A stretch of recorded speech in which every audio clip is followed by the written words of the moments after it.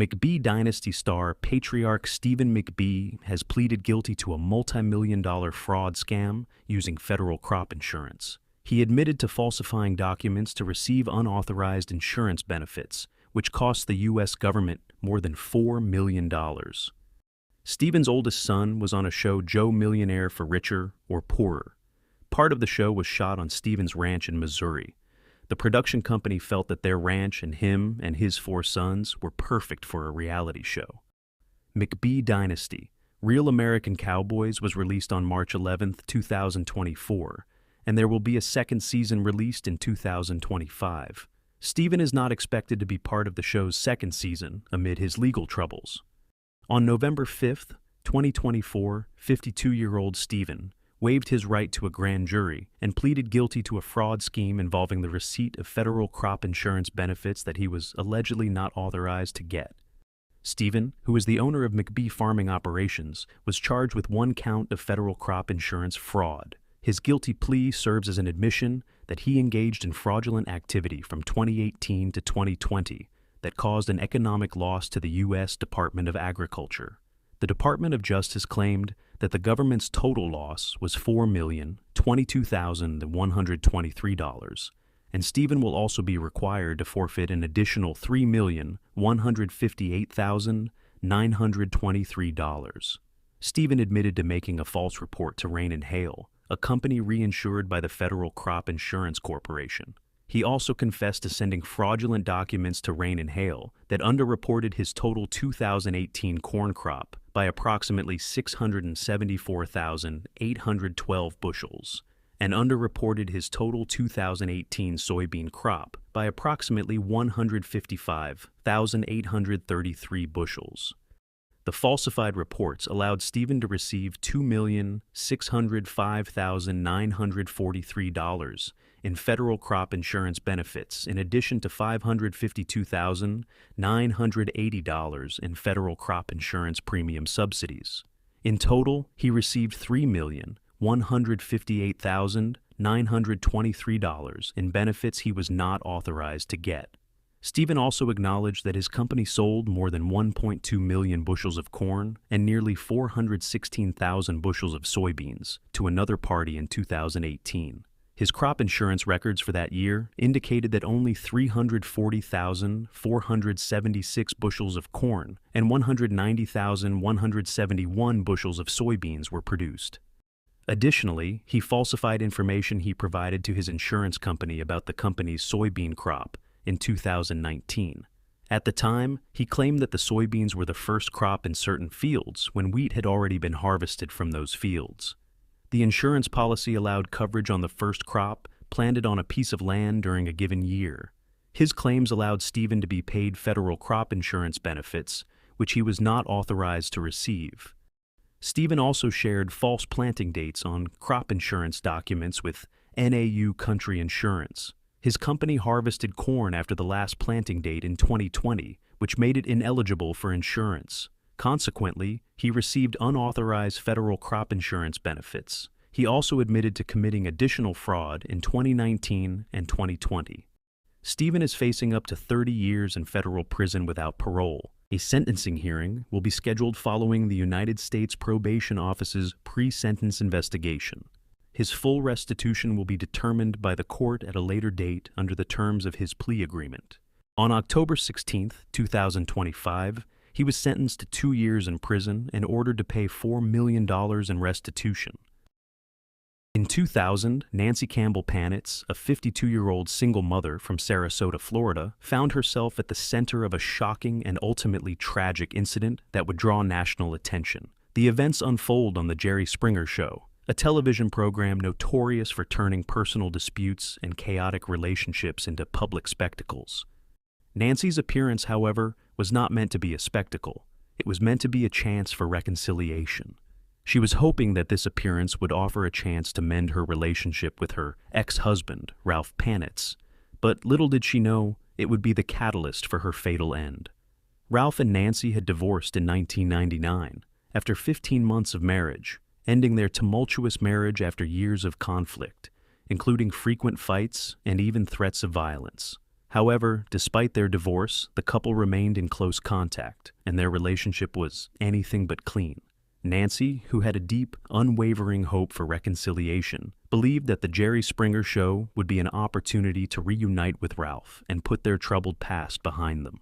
According to Nancy's son, Jeffrey Campbell, his mother had been led to believe that the show was offering a way for her to reconnect with Ralph, who had been living in Germany. Nancy believed that Ralph had been deported to Germany, but there's no official record confirming he was deported. He was originally from Germany, and this belief was based on what Nancy was allegedly told.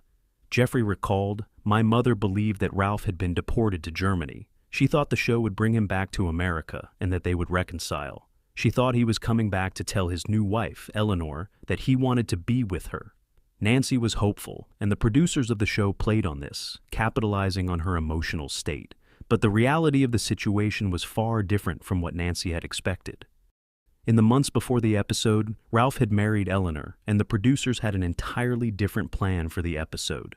Rather than facilitating a reunion between Nancy and Ralph, the show was set up to create a dramatic confrontation between the three of them. Nancy, Ralph, and his new wife, Eleanor. They wanted a messy confrontation, full of conflict and emotional turmoil, to air in front of a live studio audience. In May 2000, when Nancy arrived at the studio, she was greeted with the familiar chaotic environment of the Jerry Springer Show.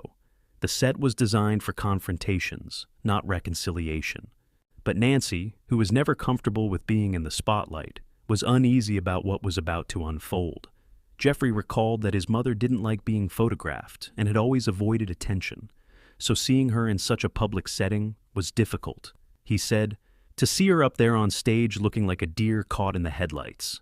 I just wish I could go back and say, 'Don't do it.'" The episode quickly turned hostile. Instead of the reunion Nancy had hoped for, she was publicly humiliated. The audience, encouraged by the producers, jeered as Ralph and Eleanor taunted Nancy, who stood there, bewildered and hurt. Eleanor, mocking Nancy, said, "I want you to leave us alone. I want a normal life." The audience's laughter echoed, and Nancy's discomfort became palpable. Realizing that this wasn't a moment of healing, but one of exploitation, Nancy made the difficult decision to walk off the stage. Nancy later said, "I thought I could handle it, but as the show went on, I realized it wasn't what I thought it would be. I walked off because I knew I couldn't stay." Her exit was met with applause from the audience, further deepening her sense of humiliation. After a few weeks, the episode aired. Nancy, who had already experienced a sense of betrayal from the producers, had no idea that the very broadcast of the show would seal her fate. Little did she know that hours after the episode aired, her life would come to a tragic and brutal end. At around 6 p.m., just hours after the Jerry Springer Show aired, Ralph arrived at Nancy's home in Sarasota, Florida. Although the couple had divorced, they continued to have a volatile and unhealthy relationship. Just days earlier, Nancy had gone to court to file a restraining order against Ralph, citing his frequent violent tendencies. She had spoken out about the abuse she suffered during their marriage and had warned the authorities that Ralph was becoming increasingly aggressive. Nancy had described Ralph's violent behavior in great detail when she spoke to a judge. She had testified, "He's frequently violent. He threatened to take my life and my family's life. He told me how he would torture me and my family." Despite the restraining order, Ralph showed no restraint. His rage, ignited by the public humiliation of the Jerry Springer episode, led him to take a tragic and irreversible step. Ralph entered Nancy's home and, in a violent outburst, began to beat and strangle her. As he launched his brutal attack, Nancy's neighbor Greg Miles overheard shouting from behind the house. He described hearing Eleanor pleading with Ralph, saying, "Ralph, please don't do this." Eleanor's voice, filled with distress, echoed through the night. At 7:30 p.m., a second neighbor discovered Nancy's body lying lifeless on her kitchen floor. Ralph and Eleanor had vanished by then, and Nancy was pronounced deceased at the scene. The police immediately launched an investigation, but the case was shrouded in mystery. Ralph and Eleanor were nowhere to be found, and the scene at Nancy's home was chilling. There were no signs of forced entry or struggle beyond the violent assault. The police turned their attention to the recent Jerry Springer Show episode, and it soon became clear that Nancy's public humiliation was directly linked to her end. The authorities later learned that Ralph had been watching the episode at a local bar, where he was reportedly incensed by the way he and his new wife were portrayed. The investigators believed that this humiliation was the catalyst for Ralph's violent outburst, and that he went to Nancy's home with the intent to hurt her. As the investigation continued, Nancy's son Jeffrey became increasingly vocal about the role that the Jerry Springer Show played in his mother's demise. He was adamant that the producers had manipulated Nancy, taking advantage of her vulnerability for the sake of ratings. Jeffrey said, "They manipulated my mom. She didn't even know what she was getting into. They exploited her, and she paid the price." The public scrutiny of the show grew as the investigation unfolded. The media picked up on the connection between the crime and the Jerry Springer episode, and the ethical questions surrounding reality television became the focal point. Did the producers of the show create a dangerous environment for their guests? Was their pursuit of ratings more important than the safety and well-being of those involved? These questions would haunt the producers, the network, and the public long after Nancy's demise. Ralph Panitz was eventually apprehended and charged with second-degree slaying. He was found guilty in May 2002 and sentenced to life in prison without the possibility of parole. Circuit Judge Nancy Donnellan, in her sentencing, spoke harshly about the role of the show's producers in Nancy's end. She asked, "Are ratings more important than the dignity of human life?" Holding up a photograph of Nancy's battered face, she addressed Ralph through a camera, ensuring that he saw the full extent of the damage he had caused. She said, "This is how she lost her life." Then she sentences him to life in prison. The case brought attention to the darker side of reality television. Shows like The Jerry Springer Show had built their fame on exploiting personal conflicts and sensationalizing intimate, often painful situations for entertainment purposes. Nancy's tragic end served as a grim reminder of the psychological and emotional toll these programs could have on their participants. In the years that followed, Jeffrey Campbell continued to speak out about the damage done by reality television. He argued that these shows, rather than helping people, often led to further trauma, manipulation, and, in some cases, violence. His mother's end became a rallying cry for those who wanted to see greater responsibility and accountability in the entertainment industry. He said, "They treated my mom like a pawn. She was just a person to them, a character to be humiliated for ratings." While The Jerry Springer Show and others like it may have faded from the airwaves, the lessons learned from Nancy's story remain critical in understanding the ethical responsibilities of the entertainment industry.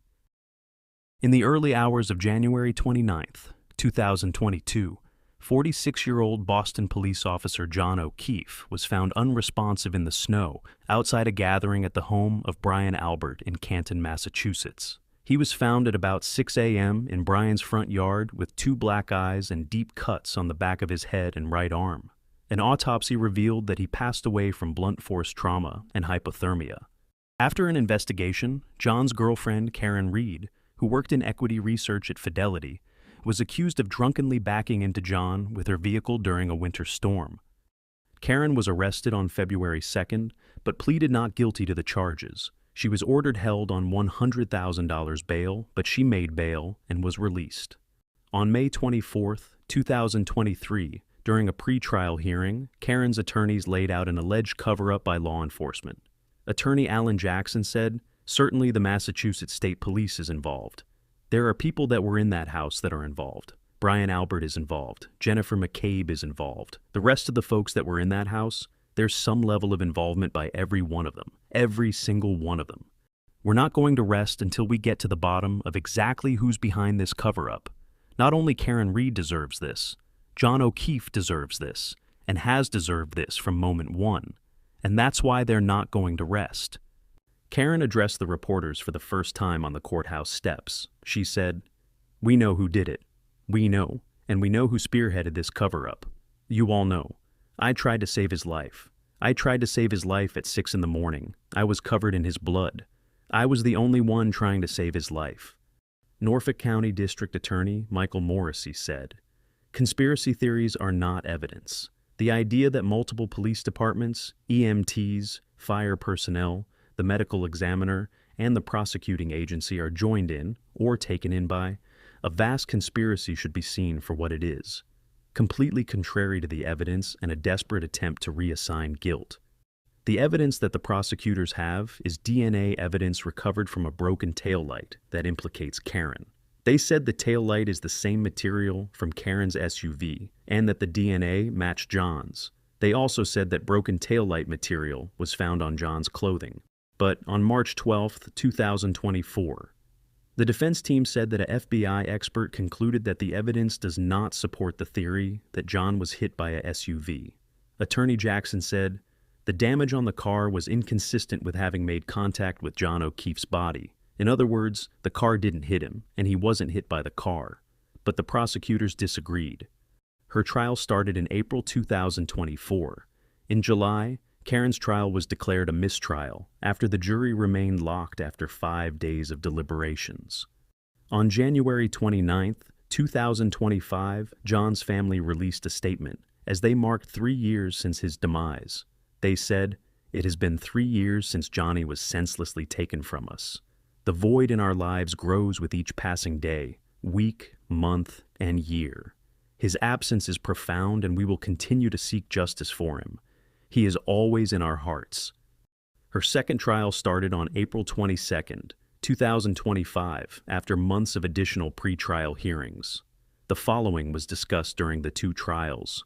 The prosecutors claimed that Karen dropped John off outside Brian's house and then backed into him with her Lexus SUV while driving intoxicated and drove off. It was revealed that voicemails and text messages between John and Karen showed a strained relationship between them. In one voicemail, Karen said, "You are a loser. John, I hate you." Karen phoned family members in the early morning hours as John didn't come home and was not answering his cell phone. While searching, she said, "What if he's deceased? What if a plow hit him? I don't remember anything from last night. We drank so much I don't remember anything." Karen also mentioned to a woman, Jennifer McCabe, that she had a crack in her SUV's taillight and wondered if she could have hit John. When Karen discovered John lying in the snow outside, she was hysterical and inconsolable. A paramedic said that she repeatedly said, "I hit him. I hit him." But the defense team said that the paramedic's testimony has changed over time. In the early morning hours, Jennifer Googled how long to pass away in the cold after Karen asked her to. It is alleged that the search was made before the body was found. Brian testified that John and Karen never entered his home the night of the incident. Bureau of Alcohol, Tobacco, Firearms, and Explosives agent Brian Higgins was on the stand. The prosecutors presented flirty text messages that he and Karen shared in the weeks leading up to John's end. Karen's defense attorneys argued that John, who allegedly had a long-standing disagreement with someone at the party, was severely injured during an argument at the party and may have been attacked by a dog given the deep wounds on his arm. The defense also claimed that Karen is the victim of a cover-up by police. Karen's attorneys also alleged that the authorities planted evidence to protect one of their own. A surveillance camera at John's house showed Karen's SUV coming extremely close to John's SUV in the driveway. Karen's defense argued that the vehicle did strike the SUV, breaking the taillight and providing an explanation for damage to the SUV. The prosecutors said that no taillight pieces were found in the driveway. On June 18th, on the 4th day of deliberations, and after nearly 4 years and 2 trials, Karen Reed was found not guilty of ending her boyfriend, John's life. The jury only found her guilty of operating under the influence of liquor, and she was sentenced to 1 year of probation. On the night of January 28, 2022, Karen, John, and a group of friends went to the Waterfall Bar and Grill in Canton. Karen consumed several alcoholic beverages before driving John to the home of Boston police officer Brian Albert. This was the moment 45-year-old Karen, her family, attorneys, and supporters had waited for. Immediately after the verdict was read, Karen hugged her lawyers and cried in court. About 40 minutes later, Karen exited the courthouse in Dedham, Massachusetts, to raucous cheers from the scores of supporters waiting outside for her. Standing on the courthouse steps in front of a bank of microphones next to one of her attorneys, Alan Jackson, and her father, William Reed, she addressed the crowd. She said, "I just want to say 2 things. Number 1 is I could not be standing here without these amazing supporters who have supported me and my team financially and, more importantly, emotionally for almost 4 years. As cheers from the crowd grew even louder, she said, The second thing I want to say is no one has fought harder for justice for John O'Keefe than I have, and my team. Thank you. Her father then stepped forward saying, I want to acknowledge the strength of our daughter Karen, the support of the entire Reed extended family. He added, I want to acknowledge the greatest team of attorneys. We thank everyone for your support from the heart, including all the content providers who helped spread the word. Thank you so much. God bless you. But a member of John's extended family, Beth, disputes that claim. She called the verdict heartbreaking, expressing anger towards the outside influences that she believes influenced the results. Beth said, she and her family have not fought for anything except for Karen Reed. Several people who knew John said in a statement, today, our hearts are with John and the entire O'Keefe family. They have suffered through so much and deserve better from our justice system.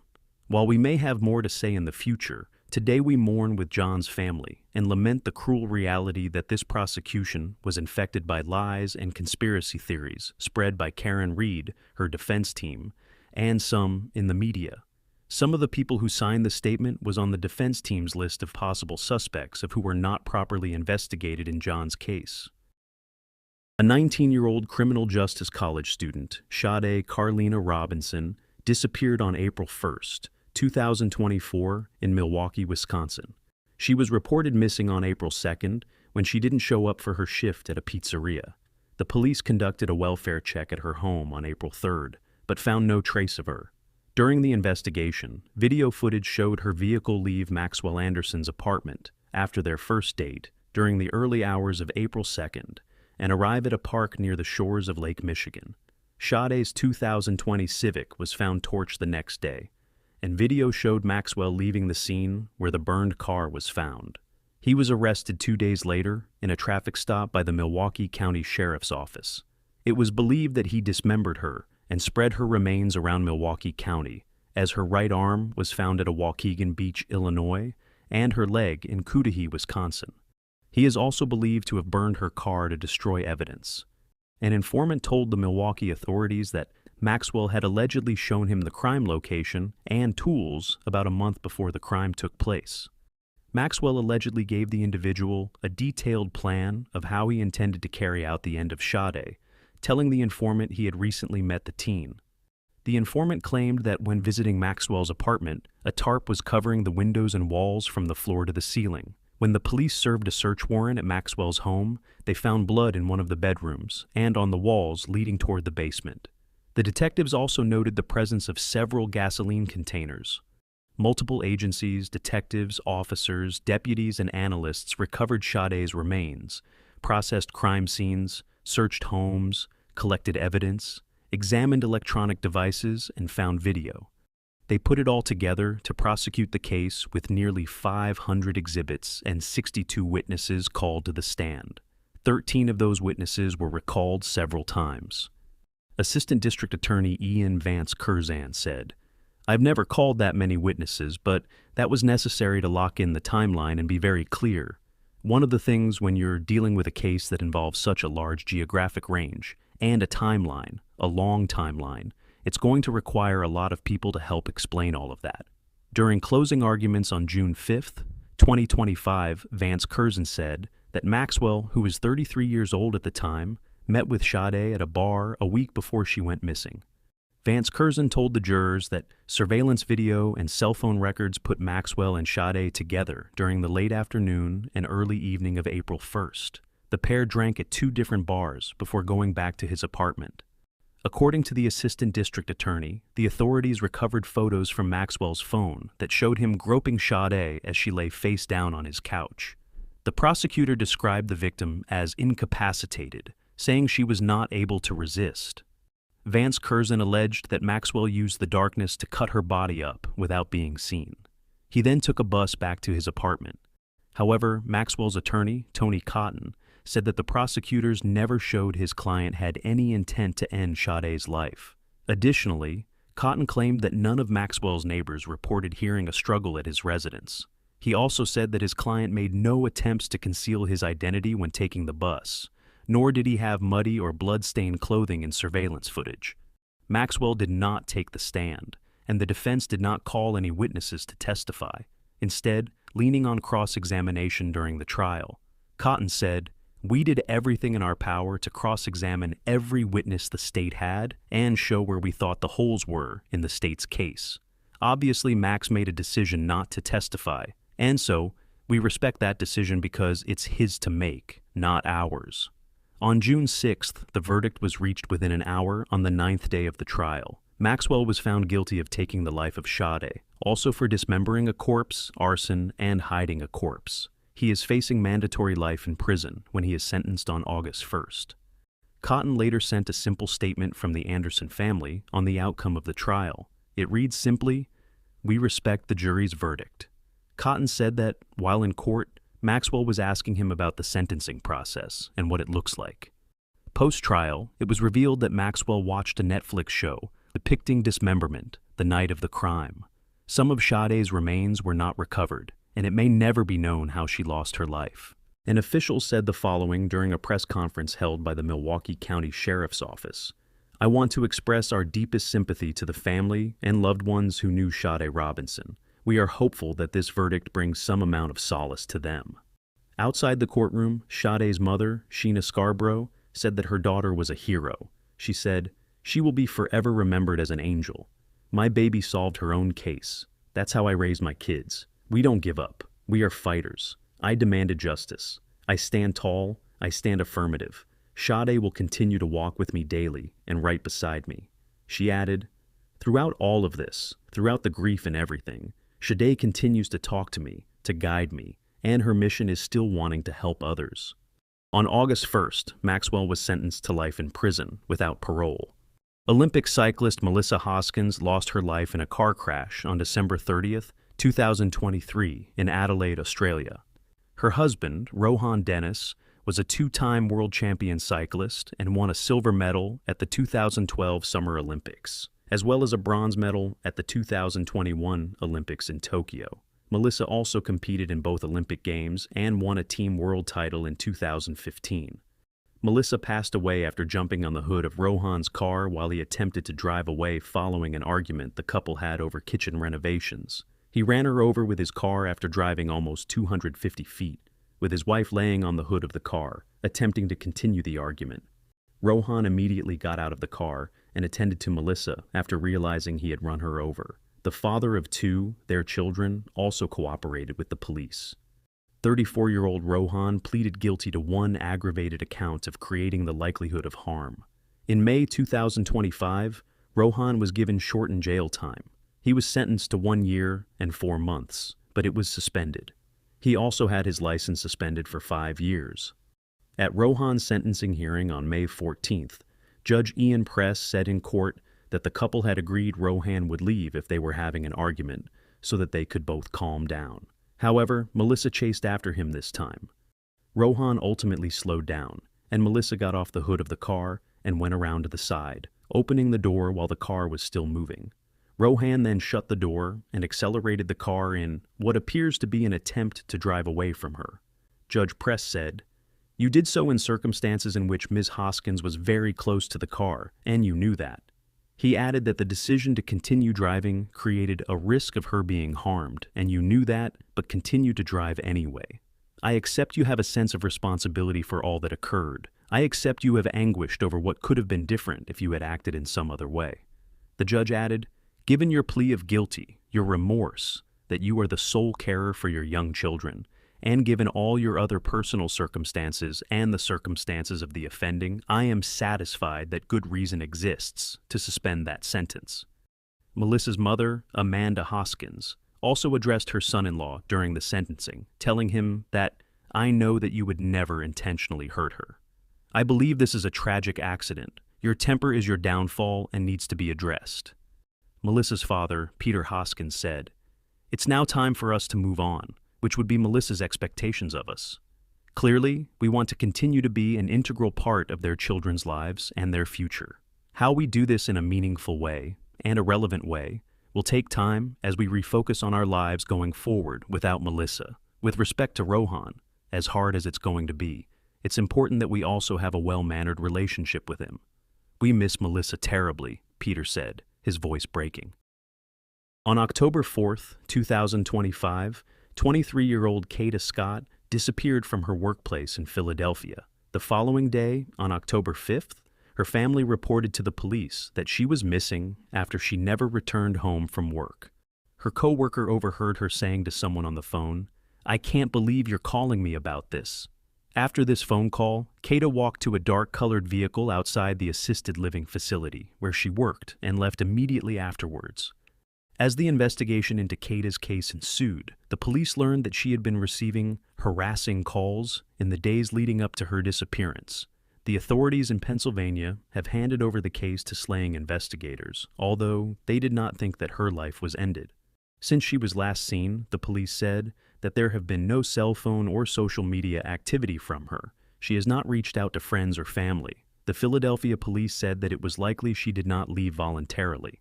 Deputy Commissioner Frank Venore told the outlet, "It's a troubling missing person report. We don't know if foul play was involved, but we certainly see some signs that this person wasn't voluntarily missing."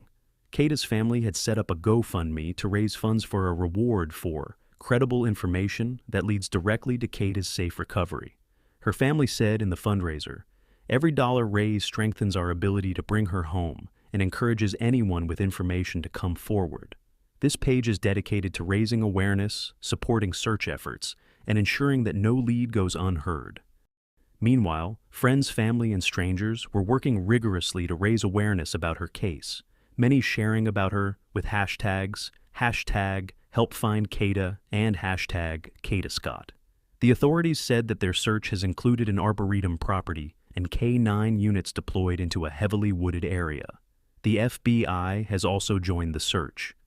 11 days after Kada went missing, on October 15th, 21-year-old Keon King was arrested on kidnapping charges. He was placed in custody at the Curran Fromhold Correctional Facility, where he is being held on $2.5 million bail.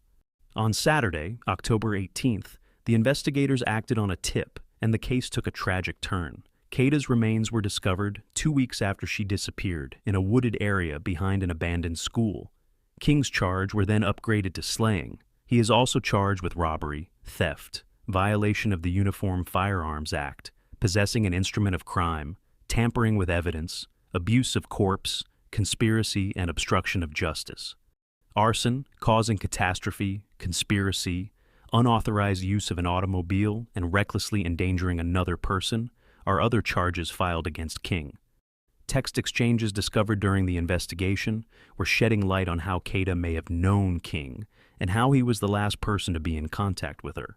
The prosecutors said that Kada and King briefly knew each other. Court documents obtained revealed alleged text exchanges between the two and shed light on the last few moments before Kada vanished.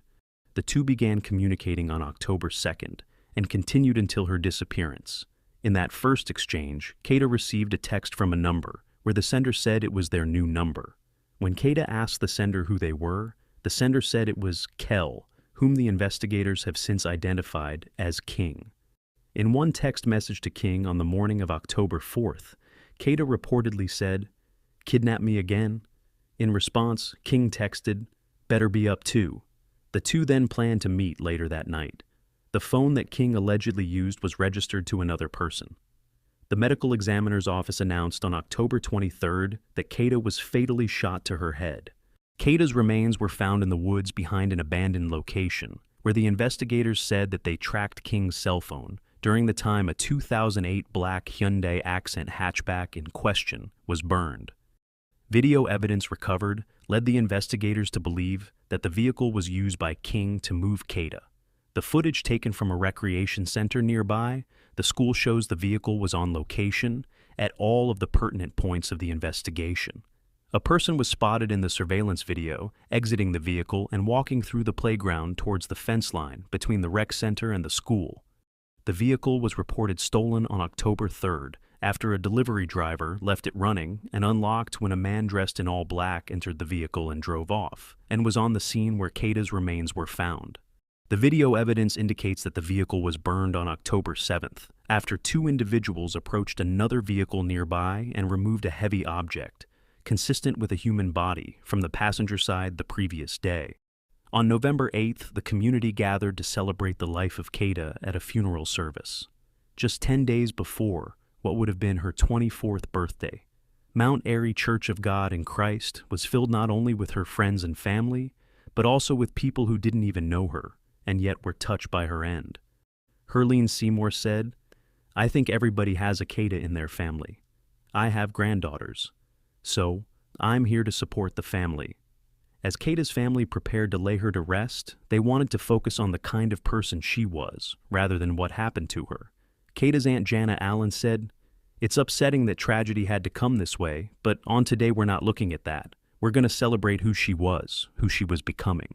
She enjoyed fashion, she studied at Penn State University. She was a beautiful spirit, a warm heart. The guests were asked to wear pink, Kada's favorite color, so that the service felt like a celebration of life. There was dancing, joyful music, and rounds of applause, but plenty of emotional moments as well. Even though everyone hoped for a different outcome, the outpouring of support for the family during that time was the reason they decided to have a public funeral. Bridget Eaton said, "I wanted to come out and support the family because I am about embracing peace within the community, and given that this was such a tragic loss, I just wanted to show my respects." Kim Herring, a friend of one of Kada's aunts, said, "It means a lot that everybody's sticking together and everybody coming together as one, so it means a lot to the family." Mayor Sherelle Parker spoke during the service, announcing plans to establish an internship for the city in Kada's name. Mayor Parker said, "To ensure that her legacy truly lives on and it serves as a sense of motivation and inspiration for future generations of Kada Scotts." Although the focus was on Kada's life, her family wants justice. King has an alleged pattern of behavior, including strangulation and kidnapping. Since King's arrest, the investigators said they have uncovered similar accusations against him. He was charged with kidnapping and strangulation earlier this year in a domestic case. Those charges were withdrawn when his alleged victim did not show up in court, but the prosecutors have said they'll be refiled. Other alleged victims of King have come forward. A video was posted on social media of an hour before King allegedly kidnapped the woman, threw her in a car, assaulted her, and then let her out of the vehicle. King's 2-year-old child was in the back seat of the car during the incident. King has yet to enter a plea, according to online court records, which also did not indicate attorney information. Kada's family has requested privacy at this time. Philadelphia City Council member Anthony Phillips said that they are working with Kada's family and are accepting donations, including toiletries, self-care, meal delivery services, and non-perishable food items for Kada's parents and her sister, who is in high school and working to pay for her college. Phillips said, "Kada Scott mattered, her life matters." He added that she is being remembered for her kindness and contagious joy and smile and wonderfulness. On the afternoon of June 3, 2023, 17-year-old Madison Schemitz, her mother, and a friend visited a local restaurant in Ponte Vedra Beach, Florida for lunch. They left the building around mid-afternoon and began walking through the parking lot. Without warning, Madison's ex-boyfriend, 18-year-old Spencer Pearson, appeared and approached the group. He pulled out a knife and immediately began stabbing Madison from behind. Witnesses reported that there was no verbal exchange before the assault began. Her mother stepped between them, trying to push Spencer away. She was injured during the struggle. A bystander nearby saw the attack and rushed to help. He tried to pull Spencer off Madison and was stabbed in the process. Madison collapsed after several blows. The entire incident unfolded in seconds, witnessed by people dining nearby or passing through the lot. Several individuals called 911, and emergency services were dispatched quickly. Spencer, after harming the others, turned the knife on himself and fell to the ground. He did not attempt to flee. First responders arrived within minutes and provided emergency aid. The bystander that helped, Kennedy Armstrong, did not know Madison or her family, but when he saw what was happening, he reacted instantly. During the struggle, he was stabbed multiple times, with injuries to his hands, torso, and arms. He collapsed at the scene, but remained conscious until the first responders arrived. The authorities later said that his actions likely prevented further harm. A sheriff's office spokesperson said, "This individual stepped in without hesitation. His actions were nothing short of heroic." Law enforcement officials emphasized that Kennedy played a key role in disrupting the attack and giving others enough time to seek help. Community members quickly rallied around him, calling him a hero for his efforts. Several local businesses and residents offered to help with medical costs. A family friend of Madison's said, "What he did saved lives. We're forever thankful." Madison was immediately transported to a trauma center in Jacksonville. Medical staff later confirmed that the wounds had affected her spinal cord, resulting in paralysis from the chest down. Her condition was considered life-threatening upon arrival. Her mother was also taken to a nearby hospital and treated for stab wounds she sustained while trying to protect her daughter. The bystander, though seriously injured, was conscious and stable during transport. Each victim received urgent medical care, and their recoveries began under close supervision. Spencer remained at the scene. The deputies placed him in custody while paramedics worked to stabilize him. He was later transported under guard to a medical facility and received treatment before being moved to the county jail. Law enforcement quickly closed off the area and collected statements from multiple witnesses. The officials stated that Spencer had not attempted to leave the scene and that evidence indicated that the incident had been planned in advance. The investigators began gathering surveillance footage, digital records, and other materials to support the case. In the weeks following the incident, more details surfaced about Spencer's past behavior. He and Madison had been in a brief relationship, which had ended several months before the attack. According to those close to Madison, Spencer's behavior had changed after the breakup. He reportedly began contacting her frequently and showing up at places where she was present.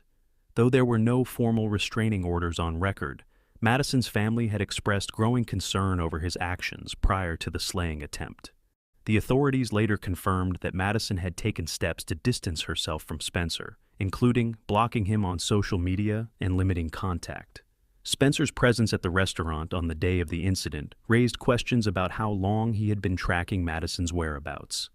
The investigators later found messages and online activity suggesting that he had planned the attack in advance. A family friend of Madison said, "She had started to get worried. It wasn't just one message, it was constant. She didn't feel safe anymore." Deputies obtained search warrants shortly after the incident. Digital records, including location data and message history, were used to build a timeline of Spencer's behavior leading up to June 3rd. The investigators also reviewed surveillance footage from nearby locations, which supported claims that Spencer had arrived at the restaurant before Madison and waited outside. The authorities did not immediately release information regarding Spencer's mental health, though court records later indicated that evaluations were conducted. Law enforcement described the case as targeted and deliberate. The investigation continued to expand as new evidence emerged, with officials focused on understanding Spencer's actions and ensuring all relevant details were documented before the legal proceedings began. After recovering from his self-inflicted wounds, Spencer was formally taken into custody and transferred to the St. Johns County Jail. He was charged with multiple felonies, including attempted slaying and aggravated battery with a fatal weapon. The prosecutors also cited evidence of premeditation, supported by digital records, messages, and eyewitness accounts. He was denied bond and remained in custody throughout the legal process. In July 2024, Spencer entered a guilty plea as part of a negotiated agreement. As part of the deal, he admitted to causing harm to Madison, her mother, and the bystander. The prosecutors announced that the plea would allow the victims to avoid the stress of a lengthy trial, while ensuring Spencer would be held accountable. The agreement resulted in a sentence of life in prison without the possibility of parole on November 22nd. A spokesperson for the prosecutor's office said, "This resolution protects the community and honors the voices of those affected. The plea ensures accountability and avoids further emotional harm." During the sentencing hearing, members of Madison's family addressed the court. They spoke about the lasting effects of the attack, including Madison's paralysis, and the trauma experienced by everyone involved. Some described the moment as painful but necessary to begin healing. The court acknowledged the bravery of those who intervened, and the strength shown by Madison and her family throughout the process. Prior to his sentencing, Spencer shared a statement with the judge, stating that he wants to take responsibility for my actions and express my sincerest apology to the 3 victims. The judge accepted the plea and confirmed that no future appeals would be allowed under the agreement. Officials later said that the outcome reflected the severity of the incident while avoiding prolonged legal proceedings. The case was formally closed following the court's final order. In the months following the incident, Madison began a long and difficult recovery process. After multiple surgeries and extended hospital care, she continued her treatment at a rehabilitation center, specializing in spinal injuries as her condition left her paralyzed from the chest down, requiring full-time medical support and assistance with daily tasks. She was able to walk across the stage to receive her high school diploma less than a year after she was attacked. Despite the physical and emotional challenges, Madison's determination became a point of strength for her family and supporters. Her mother remained close by throughout the recovery. A family friend said, "She's been by Madison's side every day. Their strength together is what's keeping them going." The community responded with overwhelming support. Fundraisers were organized to assist with medical expenses, and messages of encouragement came in from across the country. Local officials praised Madison's resilience and the actions of those who intervened on that day. Madison's story also brought attention to issues of dating violence and stalking among teenagers. Advocacy groups cited the case as a reason for stronger protections and early intervention measures. Though her recovery continues, Madison has expressed hope for a future where her experience can help others. The case left a lasting impact on the community, but also a deep respect for the strength shown by Madison, her family, and the bystander whose actions helped prevent even greater harm. Carter Hart, Dylan Dubé, Cal Foote, Michael McLeod, and Alex Formanton were charged with the 2018 indecent assault of a then 20-year-old woman when they were members of Canada's World Junior Hockey Team. In 2022, the woman, who will only be known by her initials of EM, filed a lawsuit against Hockey Canada. She said that she felt pressured before to not report the incident to the police. In May 2022, Hockey Canada quietly reached a settlement with EM.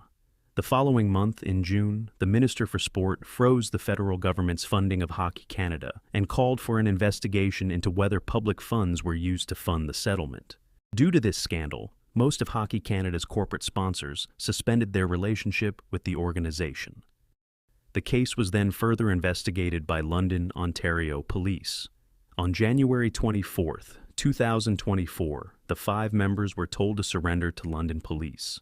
On January 28th, Alex surrendered himself, and 2 days later, Carter, Dylan, Michael, and Cal were formally charged. They all pleaded not guilty. The trial began on April 22, 2025. EM had a marathon of 9 days of testimony. This is what happened that evening according to her. On June 18, 2018, she was out with co-workers at Jack's Bar in Ontario.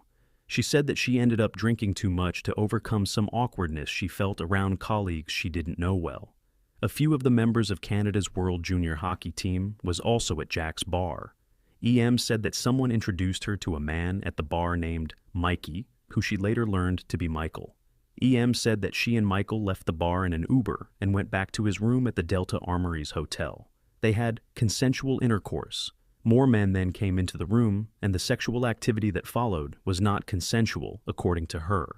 She left the hotel in an Uber and went to her family home. Her mother phoned the police after finding her crying in the shower.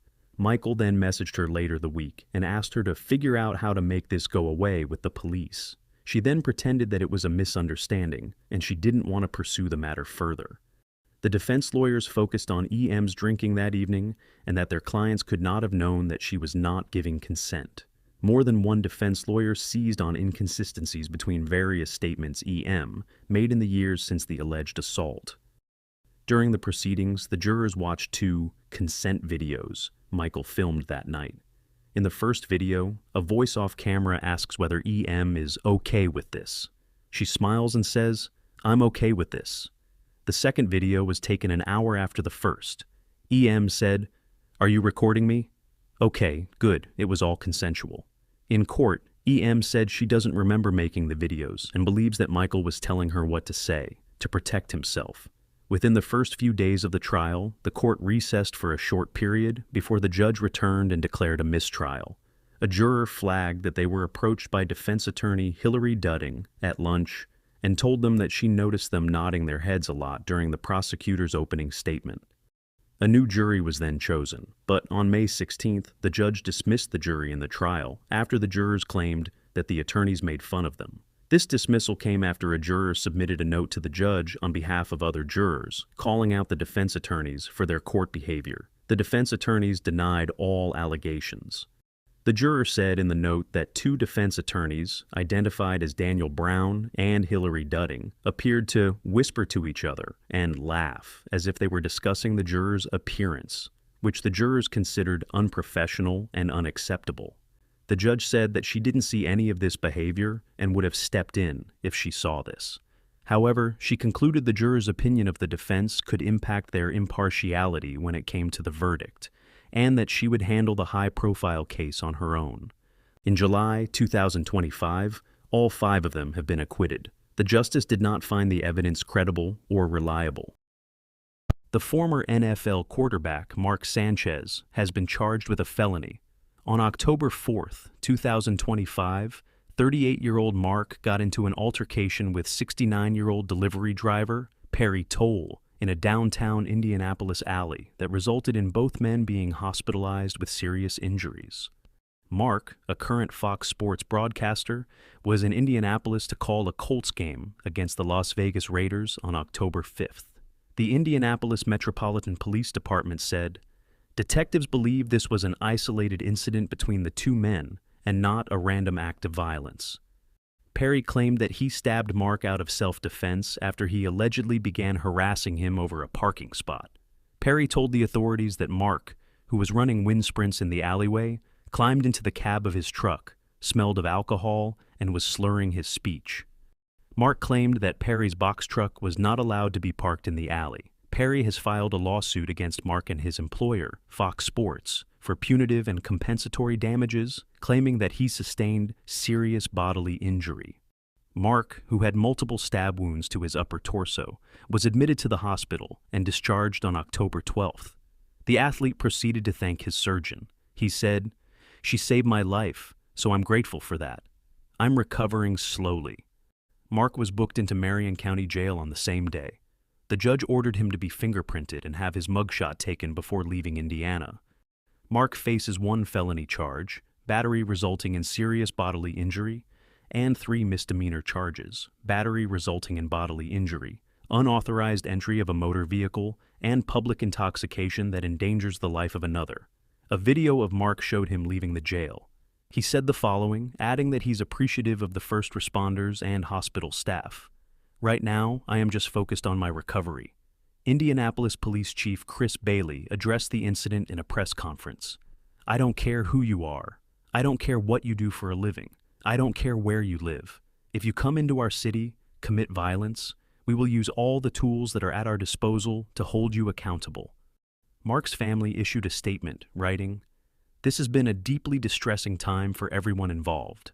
Mark and our family are incredibly grateful for the concern, love, and support we've received over the past few days." Mark faces a level 5 felony charge, which means he can be facing up to 1 to 5 years in prison. His pretrial conference is scheduled for March 4th, 2026. Months after Alyssa Boyd lost her life in an ATV deer crash, her boyfriend Julian Fleming is charged. On May 23, 2025, 24-year-old Julian was driving an ATV with his girlfriend, 23-year-old Alyssa, in Columbia Township, Pennsylvania, when it hit a deer that had reportedly jumped into the roadway. Alyssa, who was a psychology student at the University of Alabama, was pronounced deceased at the scene. Julian, a former college football star who sustained serious injuries, was transported to a hospital but was released soon after. Neither of the two had any protective equipment on at the time of the crash. On October 8th, Julian turned himself in to the police. He has been charged with slaying by motor vehicle and DUI, among other charges. Julian's blood alcohol level was between 0.10 and 0.16%, exceeding Pennsylvania's legal limit of 0.08%. David Bayuriak, Julian's defense attorney, described the crash as a tragic accident and not a crime. He said, "This was a tragic accident for everyone involved. Our hearts go out to the family of the young woman, but there is no crime here." A deer ran into the roadway. They were both knocked unconscious. When he came to, she wasn't breathing. He was traumatized. Julian was released after posting a $75,000 bond. Max Ehrich was arrested on a domestic violence charge, accused of attacking his mom, Rona Ehrich. The 34-year-old actor was arrested in Florida and booked into St. Lucie County Jail in the early hours of October 8th. Max was accused of domestic violence and arrested on one charge of battery on a person 65 years or older. Max was live-streaming himself hurting his mom at their home in Florida. The cops were called by a neighbor whose home Max's mom went to after he became violent with her during an argument. She claimed that Max chased her outside onto the neighboring property, threw her to the ground, and kicked her in the thigh. Though she would not give a written statement or let the police photograph her injuries, she said that her son heavily abuses inhalants. On October 8th, Max paid a $1,000 cash bond and was released from custody. In his arrest records, reference to the Leo Baker Act, another term for the Florida Mental Health Act, was also included. The Baker Act applies to people with mental illness in need of crisis services. In the days leading up to his arrest, Max was posting erratically on social media. His most recent Instagram post was a screenshot of his Notes app with a message that said, "My heart is broken." In the caption, he shared his mom's phone number and asked followers to send her money. The comment section on the post is filled with concern from his fans and followers. One person encouraged him to go get help. They wrote, "If you keep going like this, you're going to lose your life." Max, who is best known for The Young and the Restless, was engaged to Demi Lovato in 2020 for 2 months. He proposed just 4 months after they started dating. At the time of their engagement, Demi said that she knew she loved him the moment I met you. Demi wrote the following in the caption of an Instagram post revealing their engagement: "I've never felt so unconditionally loved by someone in my life." At the time of their split, a source said that it was a tough decision, but they'd decided to go their separate ways to focus on their respective careers. It is believed that Demi called it quits due to believing that Max was trying to further his career through their relationship. On October 10th, Max took to Instagram to update his fans on his next steps, writing, "On my way to rehab, I am so sorry you all had to watch me fall from grace. All thoughts and prayers are appreciated." In the post, he also revealed a harrowing experience of being kidnapped and forced to take substances. He warned his fans to be cautious about sharing their locations online and interacting with strangers, calling the substance he was given something that is sold at local stores and should be banned along with anything else toxic. Rona also shared her perspective on Instagram the same day. She addressed the allegations surrounding her son's arrest, stating, "The media and the narrative of my son attacking me is completely fabricated. A short video clip of an altercation that is being exaggerated for clickbait does not discern the truth of what did and didn't happen."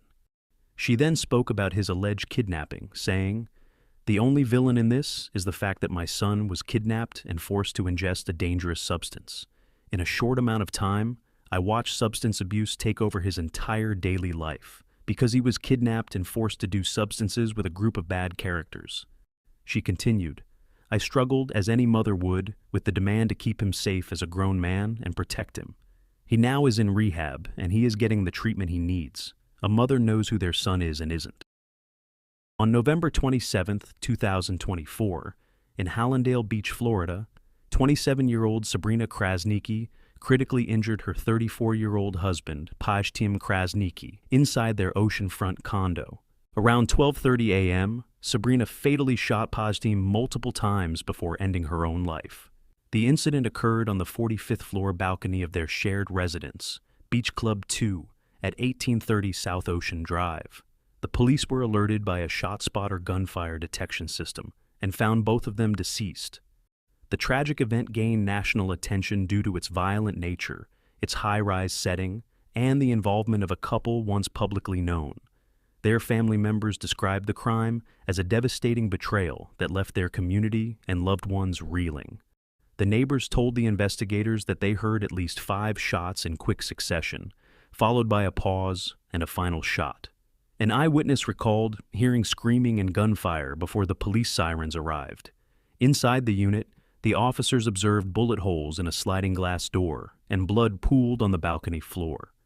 Personal items, roses in a box, a teddy bear, and a television left playing suggested the couple's final moments were unexpectedly tense.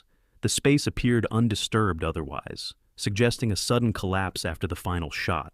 The officers noted that there was little movement in the unit aside from the bedroom and balcony area. The investigators remained at the scene overnight to process evidence and collect statements from neighbors and family members. Aerial footage showed the police covering the bodies with yellow tarps and securing the perimeter. Emergency medical technicians had little to do beyond confirming the fatalities. The police shut down the area around the condo. In the months before the incident, tensions between Sabrina and Pajtim appeared to escalate. Their friends and neighbors reported frequent heated arguments heard inside their condo in the weeks preceding. One neighbor said, "We heard screaming, and it was frightening."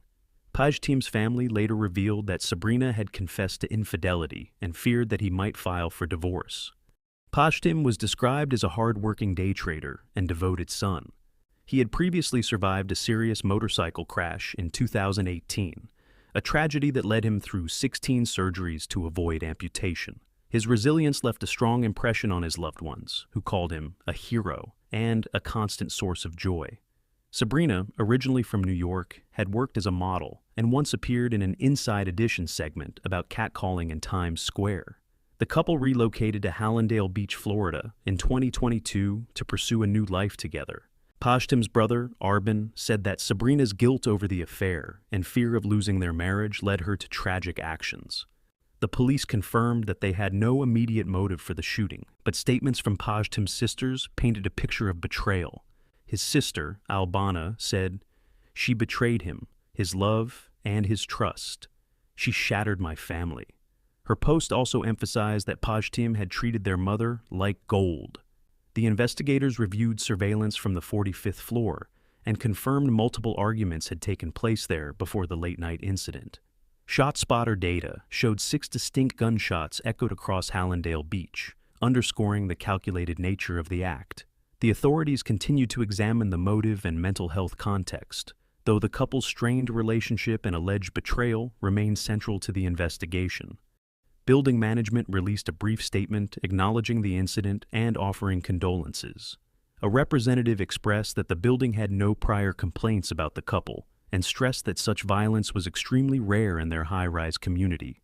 Residents were both stunned and saddened, with many admitting they never imagined such a tragic event unfolding in their quiet neighborhood.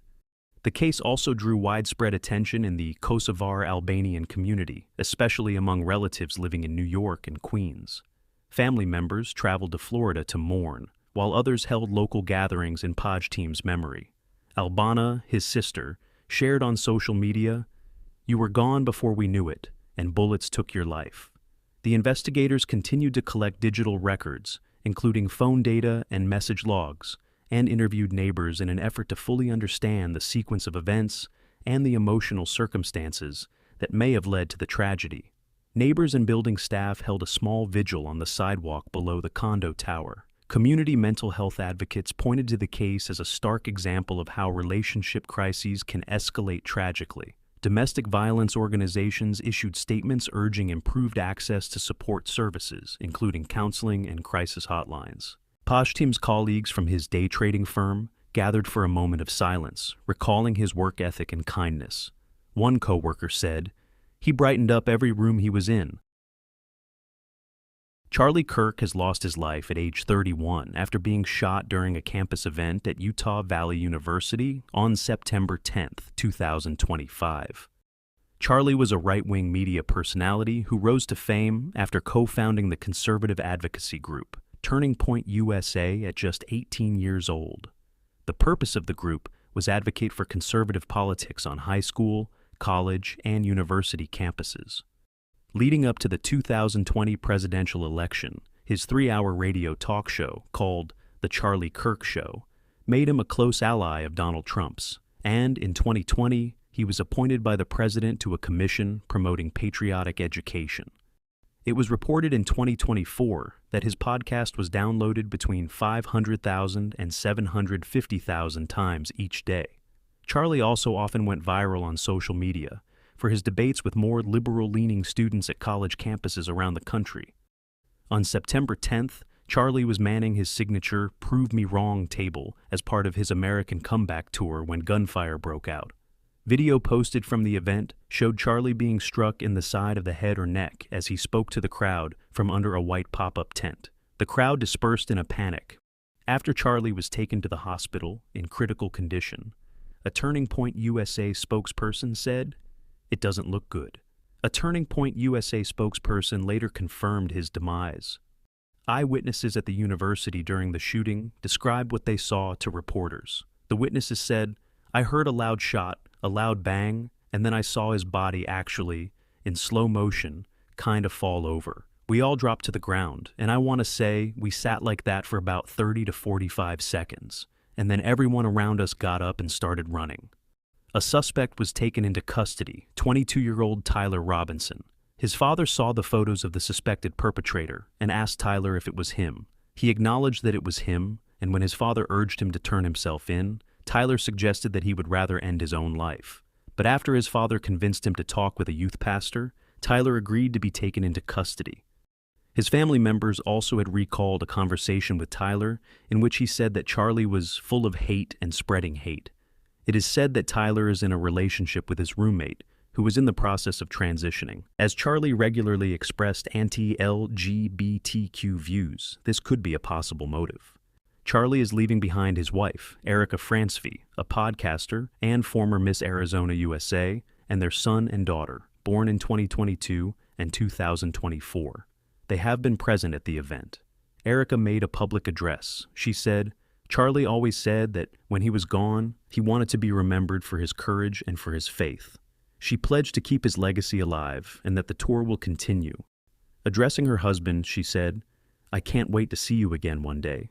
Tyler's next court appearance is scheduled for January 16th, 2026. A preliminary hearing is scheduled to begin May 18th and last 3 days. Former French President Nicolas Sarkozy has been found guilty of criminal conspiracy. Nicolas was accused of using illegal funds from Libyan leader Muammar Gaddafi to finance his 2007 election campaign, and on September 25, 2025, he was found guilty. Ahead of arriving at La Santé prison in Paris, Nicolas released a statement on social media and called himself an innocent person. Per a translated post on X, Nicolas wrote, "As I prepare to cross the walls of La Santé prison, my thoughts go to French people of all conditions and of all opinions. I want to tell them, with the unwavering strength that is mine, that it is not a former president of the Republic who is being locked up this morning. It is an innocent person." He continued, "I will continue to denounce this legal scandal, this path of the cross that I have suffered for more than 10 years. I am not asking for any advantage, any favor. I am not to be pitied because my voice carries. I am not to be pitied because my wife and my children are by my side and my friends are countless." He went on to say that he felt deep sorrow for France, which finds itself humiliated by the expression of a vengeance that has taken hatred to an unprecedented level. "I have no doubt, the truth will triumph, but the price to pay will have been crushing." Nicolas' sons also expressed their support for their father on their Instagram pages. 28-year-old Louis wrote in French, "Our father is an innocent man, a man who represents a threat to no one, a man plunged into an incomprehensible and unjust captivity." He continued, "But a man who nevertheless complied, who followed unfair procedures to the letter, and who today becomes their victim." Jean, 39 years old, also wrote on his Instagram, "Today, in France, an innocent man will be incarcerated. He presents no flight risk, he has not been definitively tried, and yet he is being thrown in prison." On October 21st, 70-year-old Nicolas was seen holding hands with his wife, 57-year-old Carla Bruni, as they walked down their home's alley in Paris to a crowd of cheering people. He was also supported by his sons, 41-year-old Pierre, Jean, and Louis, and his 14-year-old daughter Julia, as well as his grandchildren, as he waved to the crowd. The people could be heard chanting, "Nicolas, Nicolas," and singing the French anthem. "Courage, Nicolas, return soon," and "True France with Nicolas" were also written on 2 French flags. In footage shared, Nicolas was seen heading into a car after hugging his wife. On his way to report to his 5-year prison sentence, he was also ordered to pay a fine of 100,000 euros, around $117,000. He is in isolation in the prison to protect him from inmates who have committed substance dealing or terror offenses. Nicolas's cell is set to be 9 square meters and will contain a small TV, toilet, desk, and shower, while he'll also be permitted to have 1 hour of exercise by himself every day. After less than a day in jail, Nicolas has already received life-threatening threats. A video circulating online, which appeared to have been filmed by an inmate, showed verbal threats being made on Nicolas's arrival at Paris's La Santé prison. 3 inmates were questioned as part of the investigation, and 2 mobile phones were seized during a search of the prison. Nicolas would be assigned 2 permanent police officers as bodyguards, stationed in nearby cells throughout his time in prison, to ensure he comes to no harm.